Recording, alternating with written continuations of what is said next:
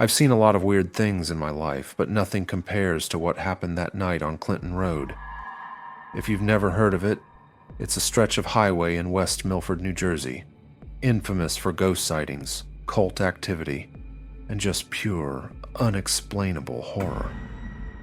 It's one of those roads people dare each other to drive at night, but most don't have the guts to follow through. I wish I had been one of those people. A few years ago, I was heading home from a friend's place in northern Jersey. It was past midnight, and my GPS rerouted me through Clinton Road to avoid traffic.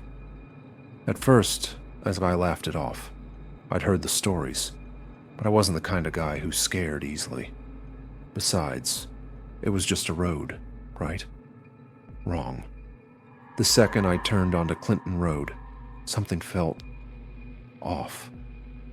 There were no streetlights, no signs of civilization, just endless trees on either side, their twisted branches reaching over the road like skeletal fingers. My headlights barely cut through the darkness. The only sound was my tires crunching against the pavement. Then I noticed something in my rearview mirror. Headlights. At first, I didn't think much of it. Just another car behind me. But as I kept driving, I realized the vehicle was gaining on me fast. Within seconds, the lights were right on my bumper, blinding in my mirror. I figured the driver was some reckless idiot trying to scare me, so I tapped my brakes lightly as a warning. That's when the car's lights went out. Not dimmed, not flickered, just gone. 1 second they were there, the next, pure darkness. I slowed down, my heart pounding. There was no way a car could just vanish like that. I glanced in my side mirrors, but the road behind me was empty. No car, no taillights. Nothing. That should have been my cue to keep driving, to get the hell out of there. But I made a mistake. I stopped. The second my car came to a full stop, a wave of unease washed over me. The night suddenly felt heavier, the air thicker. The trees on either side of the road seemed closer, like the forest itself was watching. And then I heard it. A knock, not on my window. From the roof of my car, a slow, deliberate tap, like someone was standing on top, waiting for me to react. My breath caught in my throat. There was no way in hell someone had gotten onto my car without me seeing them. I wanted to believe it was a branch or an animal, but deep down, I knew better. Another knock. I locked my doors. My fingers trembled as I reached for my phone. But as I lifted it, the screen glitched. Static. Lines running through it like an old VHS tape. Then, another knock. This time, closer to my windshield. I couldn't take it anymore. I slammed my foot on the gas. My tires screeched as my car lurched forward, nearly fishtailing on the empty road. I didn't care if I was speeding. I just needed to get the hell out of there. As I drove, I risked one last glance in my rearview mirror, and I saw him. A figure standing in the middle of the road, where my car had been just seconds before. He was tall, dressed in dark clothing, his face obscured by shadows. But his eyes were the worst part. They were pale, almost glowing, like two dim headlights in the night. And he was just watching me.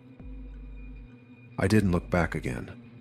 I just kept driving until I saw the first sign of normal life. An old gas station just off the road. I pulled in, my hands shaking as I parked under the dim lights. I sat there for a while, trying to convince myself I had imagined it all. Maybe I was just overtired. Maybe it was some local messing with travelers. But then, I heard the attendant behind the counter talking to someone. "Another one," the guy said. I turned to see who he was talking to, but there was no one else there. He was looking at me. "You saw him, didn't you?" the man asked. I didn't answer. I didn't have to. He just nodded, like he had heard the same thing 1,000 times before. "People always stop on Clinton Road," he said, lighting a cigarette with shaking hands. "They always think it's just a road, but it's not." I left without saying another word. That was years ago, and I've never been back. But sometimes, late at night, when I'm driving alone, I still hear that knock, and I know I should have never stopped on Clinton Road.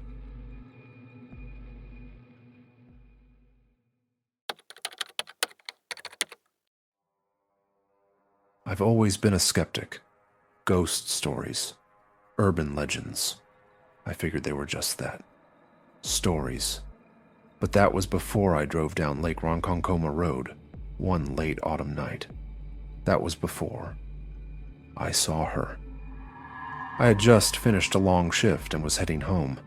It was past midnight, and the air had that early November chill, the kind that creeps through your clothes and settles into your bones.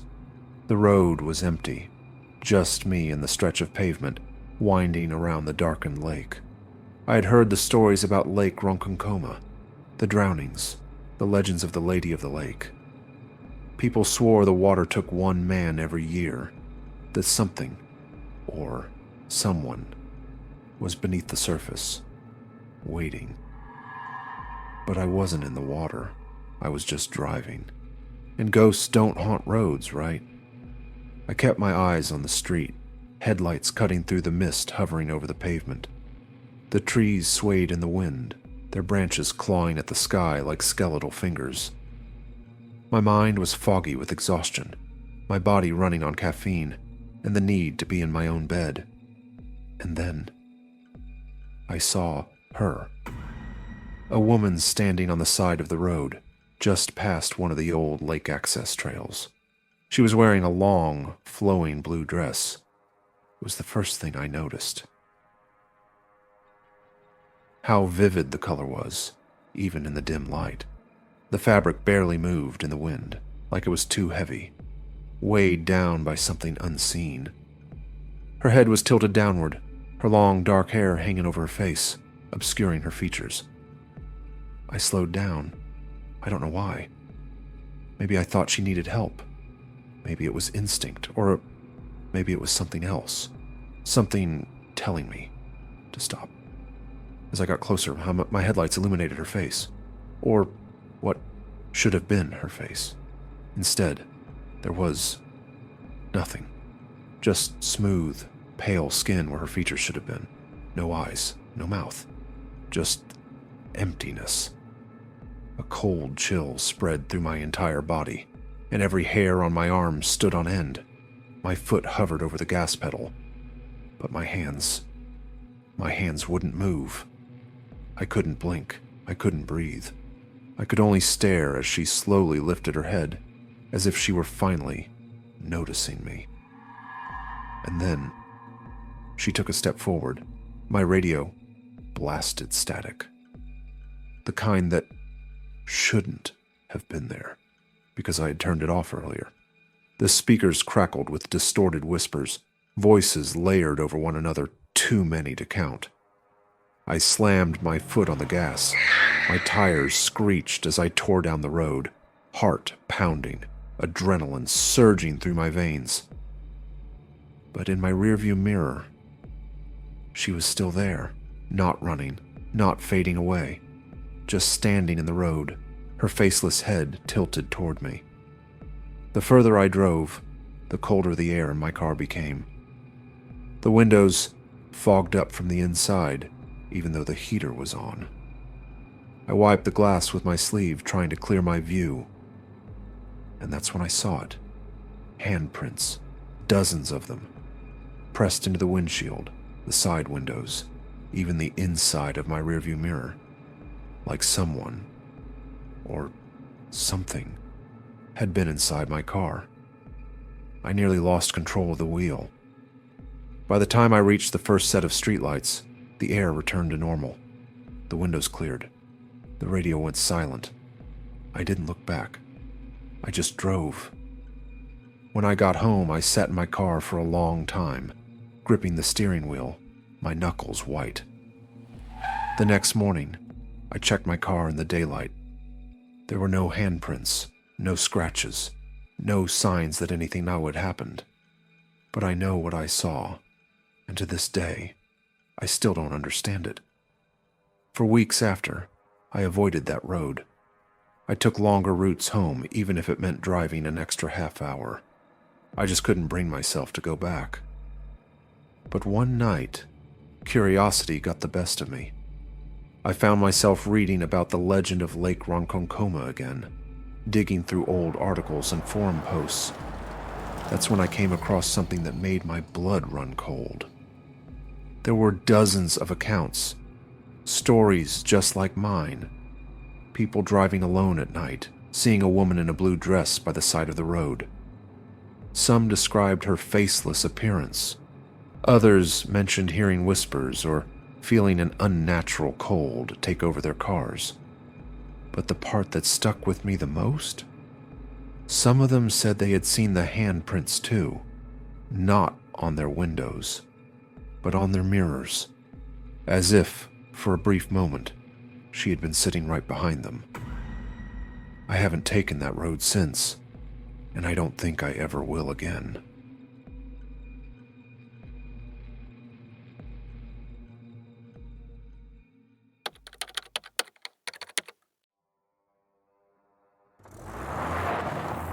I've always loved driving at night. There's something peaceful about the empty roads, the hum of the engine, the way the world feels still. But after what happened to me on Route 666, I don't drive at night anymore. I was cutting through the southwest, making my way toward Arizona, when I found myself on an empty stretch of highway. I had heard of Route 666 before, the so-called highway to hell, but I never put much stock into the stories. Ghostly apparitions, cursed vehicles, black dogs that bring death. Just legends, I thought. I wish I still thought that. It was just past midnight. The road was dark, darker than it should have been. My headlights barely cut through the thick blackness, and there were no other cars in sight. No streetlights, no gas stations, just endless, empty desert on either side. Then my radio started acting up. Static. At first, I thought I had just lost signal, but then, underneath the static, I heard something else. A voice. A woman's voice, whispering.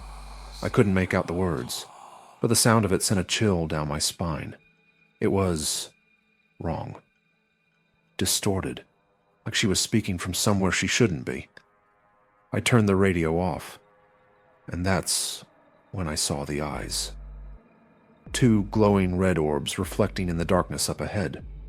I slammed the brakes. A massive black dog stood in the middle of the road, staring straight at me. Its fur was thick and matted, its body unnaturally large, easily the size of a full-grown man. But it was the eyes that froze me. They weren't just red. They burned. It didn't move.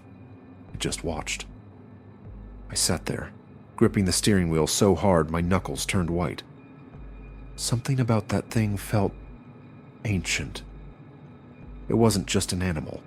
It was something else. Then it took a step forward, and my headlights flickered out.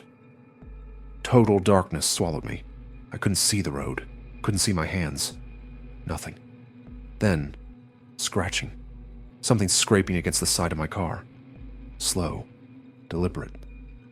I fumbled for my phone, using the screen's glow to look around. My breath hitched. There were sawbuck claw marks on the inside of my windshield, long, deep gouges that hadn't been there seconds before. Then, a low growl. Right outside my window.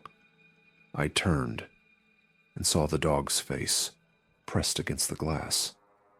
Its mouth twisted into something almost like a grin, lips peeling back to reveal jagged yellow teeth. I could feel its breath, hot and rancid. Then, in a voice that wasn't human, It spoke. Turn back. I don't remember screaming. I don't remember putting the car in reverse. But suddenly I was flying backward down the road, tires screeching. I didn't stop. I didn't look back. I drove for miles, the desert stretching endlessly on either side. I didn't care where I was going, I just needed to get away. My heart was pounding so hard I thought it might burst. Then just when I started to think I had escaped, my engine died. No warning, no sputtering, just silence. I tried the ignition. Nothing. My headlights wouldn't turn back on, my phone had no signal. And then, footsteps. Slow, heavy, coming from behind my car. I didn't want to look. Every instinct in me screamed to stay still, to not acknowledge whatever was out there. But I couldn't help it. I turned my head, just a fraction. Just enough to see a figure. Tall, shadowy, standing in the middle of the road. Not the dog. Something else. Its limbs were too long. Its face was just wrong. I couldn't make out the details, but I could feel its eyes on me. Watching. Waiting. And then it started walking toward me. Slow, deliberate steps, like it had all the time in the world. I tried the ignition again. My hands were shaking so badly I could barely grip the key. The figure got closer. I twisted the key so hard I thought it might snap off. And then the engine roared to life. I slammed my foot on the gas, tires spinning as I sped forward, swerving to avoid whatever that thing was. But when I looked back in the mirror, there was nothing there. No figure, no dog, just an empty, endless road. By the time I reached the nearest town, the sun was starting to rise. I pulled into a gas station, hands still shaking as I stepped out of the car. That's when I saw the Hadri's scratches. Long, deep marks trailing from the hood to the trunk. Claw marks. I didn't tell anyone. Who would believe me? But I know what I saw. I know what I felt. And ever since that night, I never drive alone after dark.